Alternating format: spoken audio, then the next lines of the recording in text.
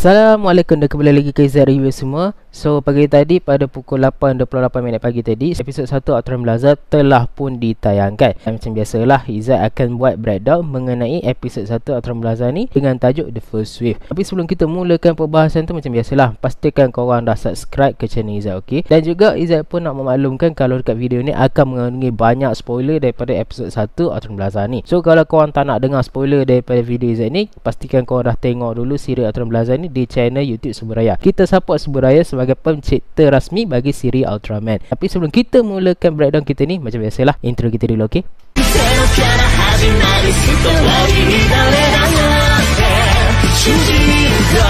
Episod 1 Ultraman Blaza dibukakan dengan situasi dekat dalam sebuah pesawat, yang mana waktu tu kesemua tentera daripada GGF ataupun Global Guardian Force telah pun bersiap sedia untuk menjalankan misi mereka. Ada yang takut dan ada juga yang yakin kalau mereka akan menjalankan misi ni, apatah lagi misi mereka ni akan dipimpin oleh Gento Hiruma. Dan mereka ni telah pun ditugaskan untuk mengalahkan Bazanga, yang mana mereka ni perlu membawa Bazanga ni ke satu tempat untuk menghancurkan sistem pertahanan Bazanga ni, which is badan dia tu, untuk mereka ni hapuskan Bazanga tu. Siren telah pun bunyi dan menandakan kalau mereka perlu bertindak dengan segera. Gento Hiruma selaku kapten akhirnya telah pun mengingatkan kepada anak buah dia untuk menjalankan misi, tapi dalam masa sama juga dia menyuruh anak-anak buah dia ni pun balik dalam keadaan yang selamat, dan mereka pun terus terjun daripada pesawat tu. Dan sini telah pun menjawab teori Izzat sebelum ni, ya. Kalau macam kau ingat sebelum ni, Izzat pernah buat teori. Izzat kata reason kenapa Gento Hiruma tu berada dekat udara tu adalah sebab dia punya kapal telah pun ditembak dan menyebabkan dia terpaksa eject dari situ. Tapi rupa-rupanya bukan je. Yang sebenarnya terjadi adalah dia ni terjun bersama dengan pasukan dia tu untuk pergi ke lokasi yang tertentu untuk membantu tentera-tentera ni berhadapan dengan Bazanga. Scene berikutnya pula memperlihatkan seorang wartawan menyatakan kalau kotak Ikebukuro tu telah pun dikosongkan sebab mereka ni nak menjalankan misi diorang tu lah untuk menghapuskan Bazanga tu. Sebanyak 20 butir peluru telah pun dilepaskan dan mengenai Bazanga, tapi tak ada satu pun serangan tu yang berjaya melukakan Bazanga tu. Gento dan pasukannya telah pun selamat tiba ke lokasi yang mereka arahkan, dan mereka ni perlu melalui ke kawasan di supermarket sebelum mereka akhirnya berada di daratan. Mereka ni mempunyai dua divisi, iaitu X-Ray 2 dan X-Ray 6. X-Ray 2 dipimpin oleh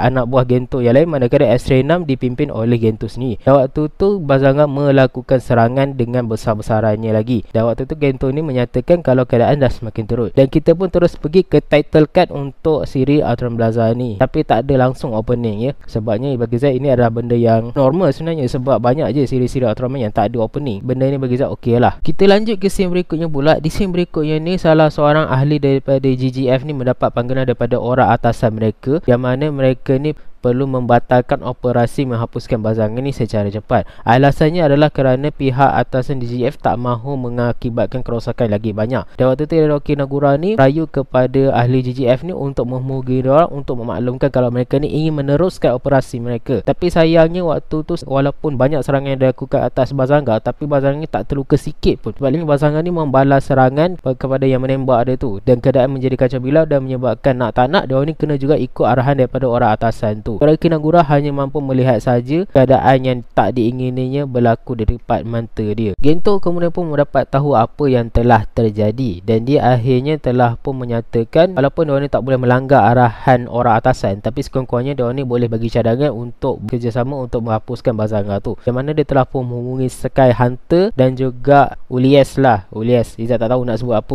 Ulias tu. Dan apa yang terjadi lepas tu adalah dia menghubungi pasukan tersebut, dan dia meminta pasukan tersebut untuk membawa Bazanga ni ke arah pasukan diorang lah, ke point diorang lah, untuk diorang ni membantu diorang ni berhadapan dengan Bazanga. Dan ternyata dekat sini Gento ni telah pun dikenali ramai, ya, termasuk juga Sky Hunter dan juga Ulias tu, yang mana walaupun diorang tak kenal antara satu sama lain, tapi diorang kenal siapa Gento Hiruma ni. Dan waktu tu diorang ni pun menerima arahan daripada Gento Hiruma ni. Lanjut ke scene berikutnya pula, di mana Gento ni telah pun menyuruh anak-anak buah dia ni untuk bersiap sedia untuk menembak Bazanga. Dan waktu tu Sky Hunter dan Ulias ni terus-terusanlah menyerang Bazanga tu. Bazanga ni terus menuju ke arah titik 01 dan 02 seperti yang diminta oleh Gento sebelum ni. Dan waktu tu Bazanga ni menaik taraf diri dia, di mana dia punya antena tu berubah dan juga dia punya armor dekat tangan tu menjadi semakin panjang, dan dia terus menembakkan duri. Berbeza dengan keadaan J sebenarnya, mana dia boleh tembak daripada jarak dekat, pisau dekat tangan dia tu dah semakin panjang, dia punya jarak tembakan ni boleh pergi jauh lah dia punya jarak tembakan dia tu, di mana dia sekarang ni boleh menyerang Ulias dan juga Skyhunter 01. Dan dia orang ni pun tak percayalah sebab dia orang tak sangka kalau Bazanga ni ada lagi kemampuan lain yang dia orang tak tahu sebelum ni. Dan disebabkan itu Gento ni telah pun meminta Skyhunter dan juga Ulias ni untuk berundur daripada kawasan tersebut. Ya, mereka ni ambil alih lah senang cakap. Di scene yang berikut ni pula, Gento telah pun mengarahkan pasukan dia iaitu X-Ray 06 dan juga X-Ray 02 ni untuk melakukan serangan kepada Bazanga. Dan mereka ni terus-teruslah menyerang Bazanga tu. Tapi sebenarnya Bazanga ni ada kemampuan lain lagi yang dia orang tak tahu. Di mana dia mengeluarkan ekor dia, dan ekor dia tu serta-merta menyebabkan titik 02 tu menerima kehancuran lah. Dan juga waktu tu Gento ni sebulan menghubungi dia orang, tapi malangnya tak ada siapa yang menjawab. Gento kemudian pun memikirkanlah cara dia untuk menyelamatkan anak buah dia yang berada di titik 02 tadi tu. Waktu tu dia ni seolah-olah nampak macam satu, tak tahulah, macam gambaran masa depan ke pun tak tahulah benda tu apa kan. Yang dia dah boleh nampak adalah waktu tu dia bagi arahan pada anak buah dia untuk menembak Bazanga dengan peluru khas. Dalam dia punya pemikiran dia tu, Bazanga ni akhirnya berjaya dihalau dari situ, dan dia kemudian pun pergi untuk menyelamatkan anak buah dia tu. Dan sebaik saja dia sedar daripada situ, dia terus bergegas menuju ke titik 02 tu. Dan ramailah juga anak buah dia yang terkejut. Tapi ada juga anak buah dia yang menyokong dengan mengatakan kalau dia orang tak perlu risau. Sebab ada satu tragedi dulu diceritakan oleh anak buah dia ni, kalau waktu tu dia orang ni terperangkap dalam satu letupan besar, tapi Kapten Gento Hiroma ni selamba je pergi ke situ seorang diri, berjaya menyelamatkan beberapa orang. Kita boleh nampak kalau dia orang ni memang yakin lah dengan Gento ni ya. Gento akhirnya tiba ke poin 02 dan dia terus mencari anak-anak buah dia yang masih lagi selamat. Tapi malangnya hampir kesemua mereka ada yang berada dalam keadaan cedera parah dan ada juga yang tak selamat. Adalah seorang lagi yang masih boleh bersuara. Dan waktu tu Gento akhirnya telah pun menggunakan pemikiran dia tadi untuk menyerang Bazanga tu. Terus mengambil bazooka. Dia juga menyuruh anak buah dia pun yang berada di titik 01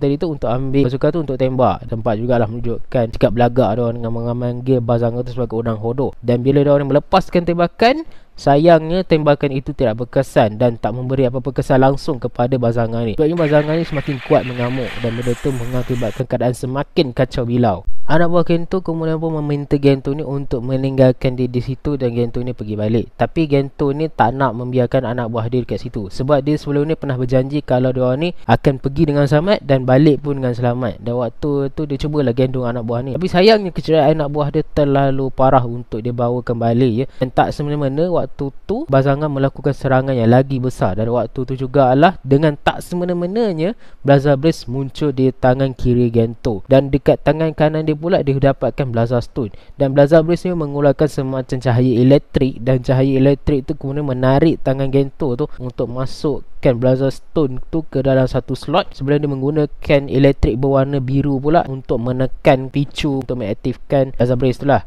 Dan Gento akhirnya pun berubahlah menjadi Ultraman Blaza, dan dia pun menyelamatkan bangunan tu daripada runtuh. Ultraman Blaza pun memunculkanlah diri dia di hadapan Bazanga, dan waktu tu pun dia pun melakukanlah ritual berdoa dia tu sebelum dia ni bersiap sedia untuk berlawan dengan Bazanga. Tapi dalam masa yang sama juga tiba-tiba dia ni baru tersedar dan dia mula melihat diri dia tau, seolah-olah macam dia macam keliru dengan apa yang jadi pada dia. Bazanga ni tanpa segan silu dia terus menyerang Ultraman Blaza ni. Ultraman Blaza kemudian pun melompat ke atas bangunan sebelum melakukan flying ni dan bertarung dengan Bazanga. Sambil Ultraman Blaza dan juga Bazanga ni bertarung tu, waktu tu ramai jugalah orang yang kagum dengan kejadian yang sedang berlaku di hadapan orang tu. Dan salah seorang daripada ahli GGF menyatakan kalau makhluk yang berdiri dekat hadapan mereka tu akhirnya sebagai Ultraman, yang mana wujud Ultraman tu telah pun menjadi perdebatan di antara para angkawan selama satu dekad ya. Dan mereka tak sangka kalau Ultraman tu memang betul-betul wujud. Ultraman Blaza dan juga Bazanga ni melangsungkanlah pertarungan mereka dengan gaya yang cukup epic lah, tak boleh cakap kan. Kita boleh nampak gaya bertarung Bazanga ni macam mana dekat sini ya. Memang bagi Zat memang cukup berbeza lah dengan Ultraman yang Zat pernah tengok. Dan sama bagi Zat unik jugalah. Pertarungan Ultraman Blaza dan Bazanga ni dilanjutkan sampailah akhirnya Bazanga ni telah pun menggunakan ekor dia, menyebabkan Ultraman Blaza ni menghadapi kesulitan dalam menghadapi Bazanga ni. Pada mulanya Ultraman Blaza sempatlah juga mengelak serangan daripada ekor Bazanga tu. Tapi bila Bazanga ni cuba serang Blazer ni sekali lagi dengan menggunakan ekor dia, Bazanga ni tak dapat menghalang diri dia dan menyebabkan diri dia pun terjatuh di sebuah bangunan. Hal pertama Ultraman Blaza mula berkedip menandakan kalau masa dia dah semakin suntuk untuk dihapuskan Bazanga tu. Bazanga kemudian pun pergi ke arah Blaza untuk menghabiskan Ultraman Blaza. Dia telah pun diserang tepat di bahagian mata dia, dan orang yang menyerang dia tu tak lain tak bukan adalah Amy Obi. Aobe. Duit saya Amy Aobe melancarkan serangan tersebut. Seseorang telah pun menyuruh Amy Aobe untuk terus berundur daripada tempat tersebut, dan Amy Aobe ni meninggalkanlah tempat tersebut. Bazanga pun menyeranglah kesakitan setelah dia menerima serangan daripada Amy Aobe itu. Ultraman Blaza ni menggunakan kesempatan tu untuk bangkit kembali dan bertarung semula dengan Bazanga. Bazanga cuba menembakkan kuasa dia lah, iaitu duri daripada tangan dia tu. Tapi disebabkan serangan Amy Aobe itu, dia tak berdaya untuk melakukan serangan itu lagi. Sebaliknya Ultraman Blaza menggunakan waktu tu untuk membalas serangan dia dengan menembakkan kuasa-kuasa dia ke arah Bazanga. Dan dia pun melanjutkanlah pertarungan dengan Bazanga tu dengan cara yang cukup agresif dan juga primitif, sampaikan tangan Bazanga tu pun dipatahkan ya. Dan ada juga scene yang bergezat cukup menarik, yang mana dia ni memprovokasi Bazanga tu dengan melompat-lompat, tak ubah seperti seekor kera yang memprovokasi lawan dia lah. Bazanga ni cubalah untuk menyerang kembali Ultraman Blaza, tapi Ultraman Blaza ni berjaya menangkap kedua-dua belah tangan Bazanga tu, dan menggunakan kekuatan super dia, dia berjaya mencabut perisai lengan milik Bazanga tu, menyebabkan Bazanga akhirnya mengeluarkan darah yang banyak yang berwarna biru ya. Dan kemudian pula dia menyerang Bazanga dengan menggunakan perisai di tangan dia sendiri, sebelum dia akhirnya membuang perisai tersebut, dan dia terus mensamankan macam bom hole daripada tangan dia, dan daripada situ keluarlah spiral barit. Spiral barit kena pun dilemparkanlah ke arah Bazanga, dan Bazanga akhirnya berjaya ditewaskan oleh Ultraman Blaza. Ultraman Blaza kemudian pun mendapat semula kesedaran dia, dan dia melihat ke sekeliling kerosakan yang telah pun berlaku di bandar sepanjang pertempuran mereka. Tapi tiba-tiba Bazanga kemudian pun meninggalkanlah medan pertempuran tersebut. Semua ahli JJF waktu tu memang merasa sangat kagumlah melihatkan kejadian yang telah pun berlaku di hadapan mereka tu, terutama sekali Teruaki Nagura. Tapi anak-anak buah Gento ni tak melupakan Gento, dan dia ni terus menghubungi Gento untuk bertanya sama ada dia okey ataupun tidak. Gento kemudian pun tersedar dan memaklumkan pada anak buah dia kalau semua orang selamat. Semua anak buah Gento ni bersoraklah kegembiraan sebab Gento ni berada dalam keadaan yang selamat lagi. Dan waktu semua orang datang tu, Gento ni telah pun memeriksa Blaza Stone yang dia dapat sewaktu pertempuran tadi. Episode pun ditutup dengan menunjukkan title card, dan kita pun pergilah ke ending song. Episod 1 Ultraman Blaza pun tamat. So itulah dia episod 1 daripada siri Ultraman Blaza. Bagi Zat, untuk permulaan, siri ni antara siri yang paling unik yang pernah Zat tengok. Sebagai peminat Ultraman yang dah lama, bagi Zat ini adalah perkara yang Zat teringin lah nak tengok daripada zaman Zat kecil dulu sebenarnya. Zat memang teringin nak tengok siri Ultraman yang memang dicuba buat lain daripada yang lain. Ada banyak, tapi ada banyak yang tak diterima oleh peminat, dan diorang ni macam back tu basic balik lah. Tapi yang ni bagi Izzat harap eksperimen yang dia lakukan oleh Suburaya ni berjaya lah. Sebab Izzat suka dengan dia punya premis cerita untuk episod ni. Yang pertama sekali Izzat suka daripada cerita ni adalah cerita ni dia macam tak macam cerita Ultraman biasa tau. Kalau macam cerita Ultraman biasa, dia akan tunjuk dulu macam mana raksasa tu muncul. Tapi Ultraman Blaza dia tak buat macam tu. Dia start je episod 1 ni, kita terus dihadapkan dengan pasukan JJF ni yang berhadapan dengan misi. Waktu tu Bazanga ni pun dah memunculkan diri dia. Dia seolah-olah membuatkan kita ni lagi tertanya-tanya macam mana Bazanga dia boleh muncul, apa penyebab boleh muncul dan sebagainya tu. Banyak lagi misteri sebenarnya. Dekat episod 1 pun dah banyak misteri yang dia sajikan pada kita. Dia tak sukalah dengan benda-benda macam tu. Benda lain lagi yang saya suka daripada episod 1 ni semestinya adalah dari segi dia punya shot dia. Shot dia memang cantik,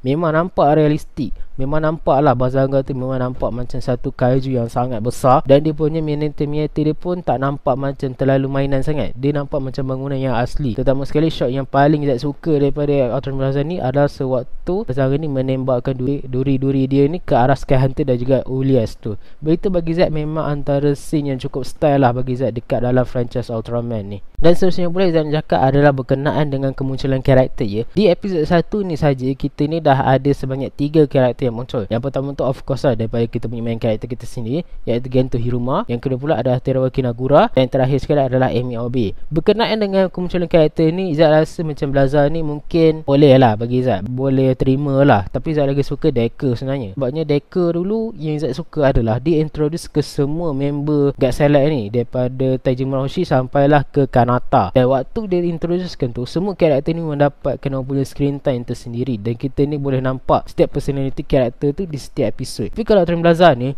Zat rasa yang kita boleh nampak personality diorang ni hanyalah daripada Gento Hiruma dan juga daripada Teruaki Nagura. Amy tu muncul bagi Zat memang sangat sekejap. Zat ni pun tak tahu kenapa. Mungkin dia nak buat karakter Amy ni nampak misterius lah kot Izzat rasa. Tapi Izzat lebih prefer daripada cara Decker memperkenalkan setiap karakter lah. Setiap karakter di Ultraman Decker tu ada orang kata posi masing-masing. Tapi kalau macam ni Izzat rasa posi lebih banyak ke arah Teruo Kinagura dengan Gento Hiruma. Amy Obik dia punya kemunculan tu boleh dikira dengan jari lah berapa lama. Dan seterusnya pula Izzat cakapkan adalah daripada segi dia punya realistik dia lah. Bagi Izzat, Ultraman Blaza memang antara Ultraman yang Izzat suka sebabnya kisah militeri dia tu dipersembahkan dengan sangat realistik. Izzat sukalah dengan macam mana dia menunjukkan daripada perspektif mereka-mereka yang bekerja sebagai GGF ni, macam mana dia menjalankan misi apa semua. Dan dia pun menggunakan banyak kod yang Izzat rasa memang sangat mirip dengan dunia-dunia militer lah. Walaupun Izzat tak ada pengetahuan yang banyak sangat terhadap militer, tapi Izzat rasa macam memang Izzat rasa macam betul-betul macam cerita tentera lah kat dalam cerita ni. Dia bukan macam cerita superhero yang biasa, tapi dia ni macam ada elemen-elemen ketenteraan, sci-fi yang cukup kental ya.